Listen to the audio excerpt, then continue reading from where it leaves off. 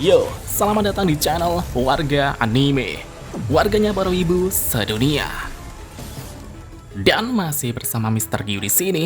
Pada kesempatan kali ini, Mr. Q akan melanjutkan pembahasan alur cerita light novel Tensei Tara Slime Dataken volume 23 part 13.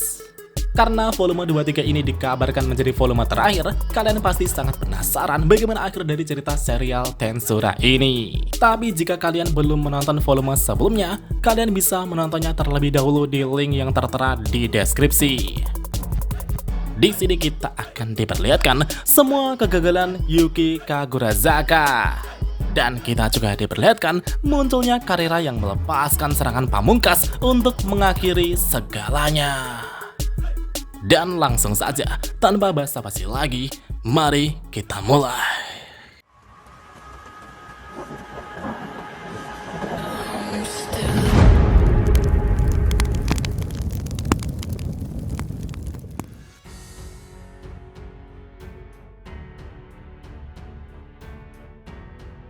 Jadi sebelumnya, Yuki telah melepaskan semua bom yang berisi serangan terkuat di antara orang-orang terkuat di sana. Semua serangan itu diteleportasi dan mengenai Habataki secara langsung hingga meledak dengan ledakan yang luar biasa. Yuki dan semua orang pun berharap semua serangan itu bisa menumbangkan Habataki. Namun tiba-tiba Manas Maria berteriak di benak Yuki dengan berkata, "Bahaya, cepat lari dari sini." Mendengar itu, Yuki dengan cepat bereaksi dan membawa semua orang untuk pergi dengan teleportasi.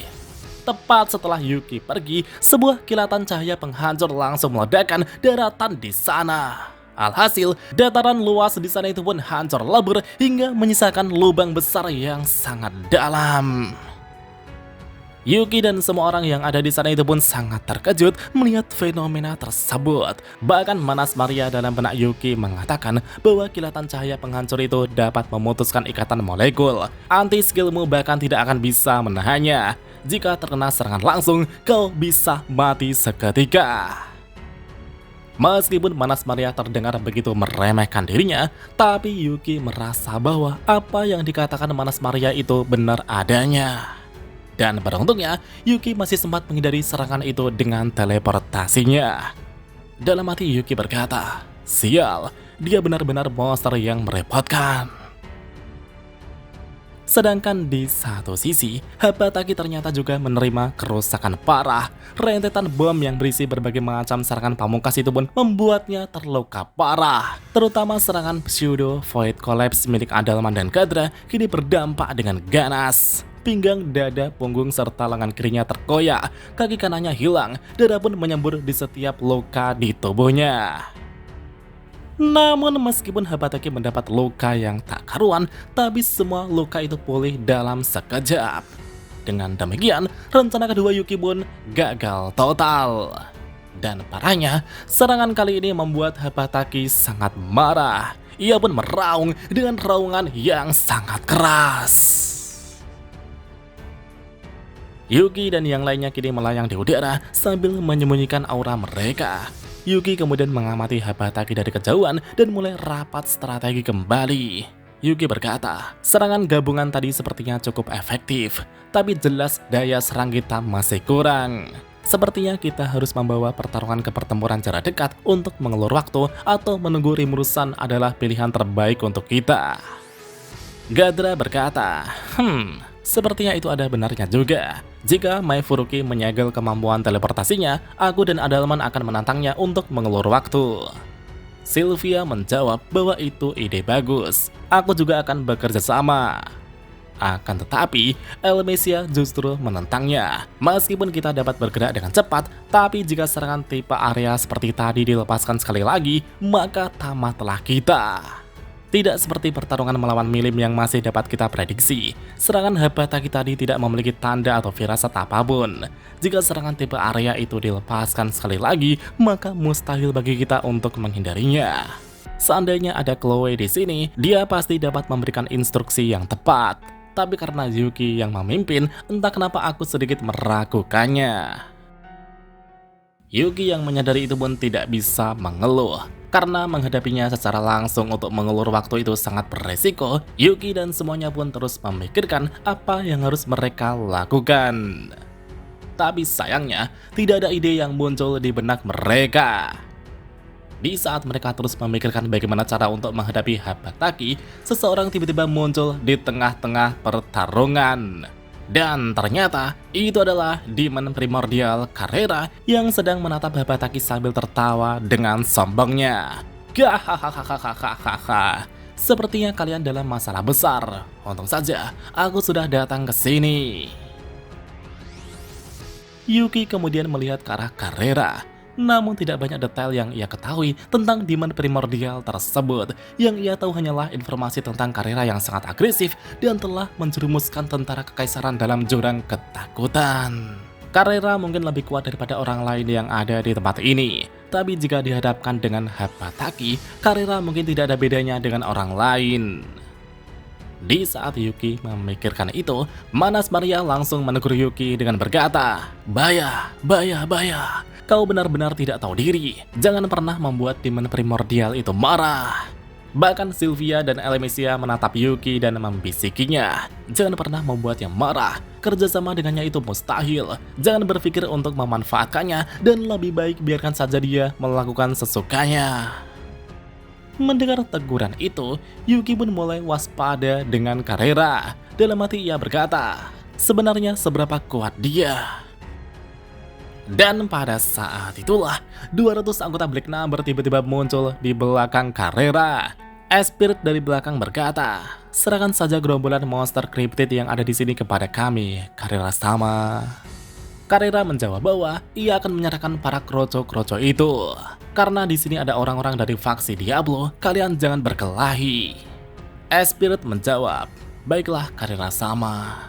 Segera setelah itu, Spirit dan 200 anggota Black Number itu pun menyebar dan langsung membasmi para monster cryptid yang tak terhitung jumlahnya.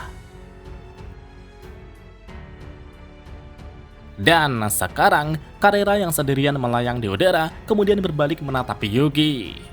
Melihat itu, Yuki secara naluri menyadari bahwa Carrera itu sungguh berbahaya. Dia adalah orang yang tidak akan mendengarkan perintah apapun.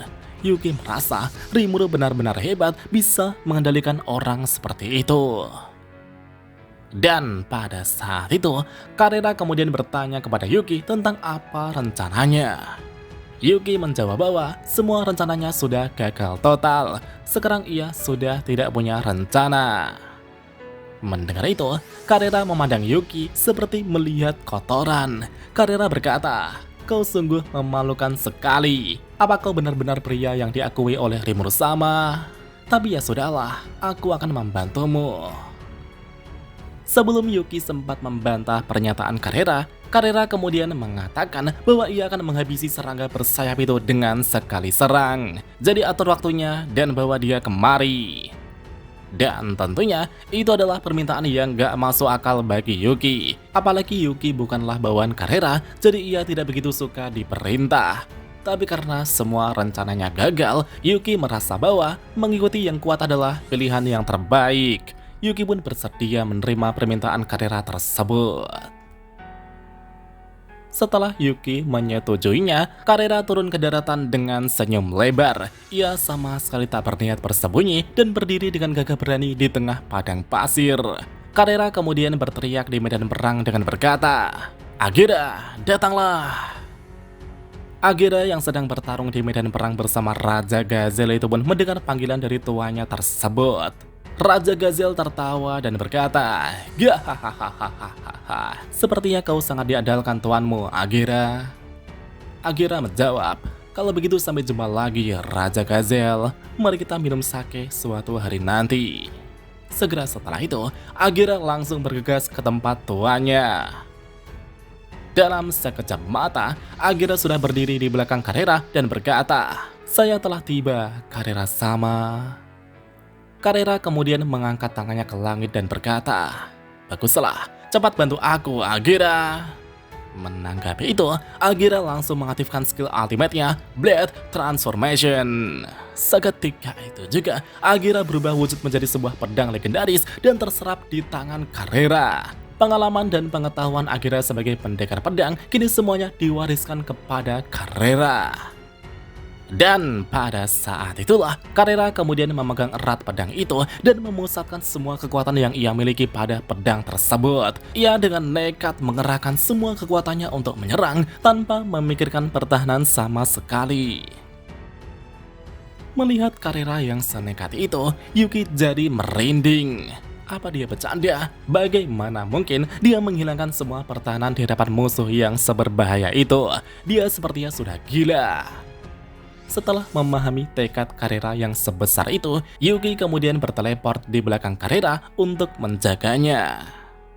Di satu sisi, Mai juga berteleport ke belakang Carrera dan berdiri di samping Yuki. Mai mengatakan bahwa ia juga akan bekerja sama.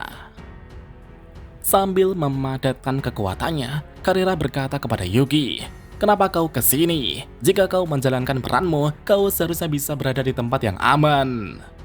Tapi Yuki tertawa dan mengatakan bahwa ia juga ingin tampil keren. Karena aku ingin memancing Habataki ke sini, berada di sini adalah hal yang pasti. Carrera tersenyum dan berkata, "Kau sepertinya memang layak diakui oleh Rimuru-sama." Tapi Carrera sudah menduga ini akan terjadi sejak awal. Karena ia benar-benar tanpa pertahanan, Carrera bermaksud agar seseorang melakukan sesuatu dalam skenario terburuk. Yuki berkata, "Kalau begitu mari kita mulai." Yuki kemudian fokus menggunakan kemampuannya untuk membawa Habataki ke sini. Di samping Yuki, Mai telah membulatkan tekadnya dan berkata, "Jika terjadi sesuatu, aku akan menggunakan teleportasi untuk mengevakuasi kalian berdua." Dengan demikian, operasi melawan Habataki pun dimulai. Sedangkan di satu sisi, Laples, Cagalli, Tear, Elmesia, dan Sylvia kini masih terbang di langit dengan berbagai cara. Mereka kini bertugas untuk mengalihkan perhatian Habataki dan mengulur waktu sampai Carrera selesai menyiapkan serangan pamungkasnya. Dengan kecepatan dewa, Sylvia dan Elmesia kini bergerak dengan cepat dan berusaha untuk membingungkan Habataki. Sedangkan Cagalli kini menggunakan skill Ultimate Book of Prophecy Agastya untuk menyembunyikan keberadaan Sylvia dan Elmesia agar tidak terlihat. Tear juga menggunakan skill Ultimate Orpheus miliknya untuk meningkatkan performa mereka. Dengan begitu, performa Sylvia dan Elmesia kini meningkat secara drastis. Dengan demikian, operasi pengalihan perhatian pun dimulai secara bersamaan.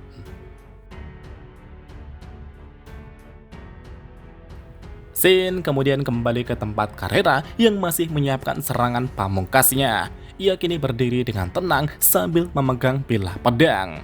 Tapi meskipun begitu, Carrera masih merasakan seluruh situasi pertempuran. Ia juga mendengar kemampuan Tear yang mampu meningkatkan performa seseorang.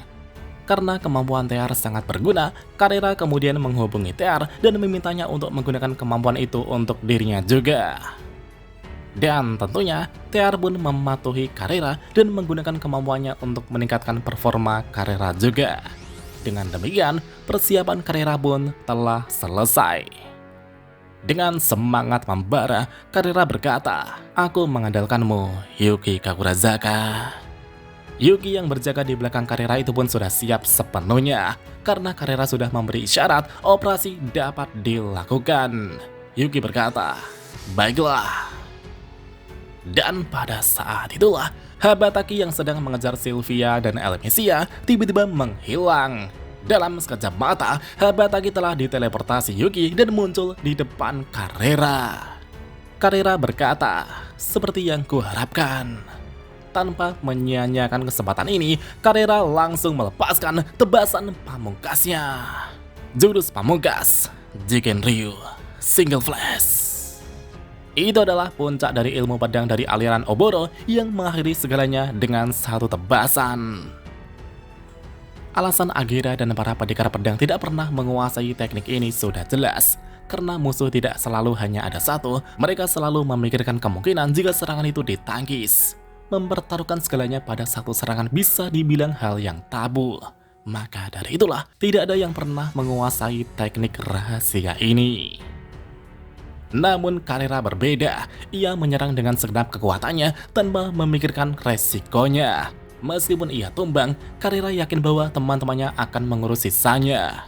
Tapi yang mendasari tekad Karera adalah filosofinya yang selalu ia pegang, yaitu jika aku bisa membunuh musuh di hadapanku, maka itu sudah cukup. Karena itulah jurus pamungkas itu pun mencapai kesempurnaan. Tepat ketika Karera melepaskan jurus pamungkasnya itu, Habataki langsung terbelah dari ubun-ubun hingga ke bawah menjadi 2 bagian. Jantungnya juga terbelah dan membuat Habataki binasa tanpa sempat memahami apa yang terjadi. Itu adalah satu tebasan mematikan yang mampu menebas segalanya. Setelah Habataki berhasil dimusnahkan, Agira kemudian kembali ke bentuk manusia seperti semula. Agira berkata, "Sungguh luar biasa, Karera sama." Namun Karera kini kehabisan tenaga dan terjatuh ke tanah. Karera berkata, "Sisanya kuserahkan padamu, Agira." Setelah mengatakan itu, Karera pun pingsan tak berdaya. Sedangkan di tempat lain, Raja Gazel saat itu melihat tebasan pamungkas Karera yang luar biasa. Gazel kini terharu bisa menyaksikan puncak dari teknik Oboro Ryu yang ia tekuni selama ini. Itu adalah teknik legendaris yang memiliki tingkat keberhasilan yang sangat kecil. Karena jika ada sedikit keraguan dalam hati, maka ujung pedang itu akan tumbul dan serangan itu akan gagal. Bahkan Rain dan Mizari yang melihat itu merasa bahwa Karera benar-benar gila. Mereka pun bersyukur karena Karera bukanlah musuhnya. Dan apakah yang akan terjadi berikutnya? Mari kita lanjut di part selanjutnya. 久しぶりの現世です。せいぜい楽しむとしましょうか。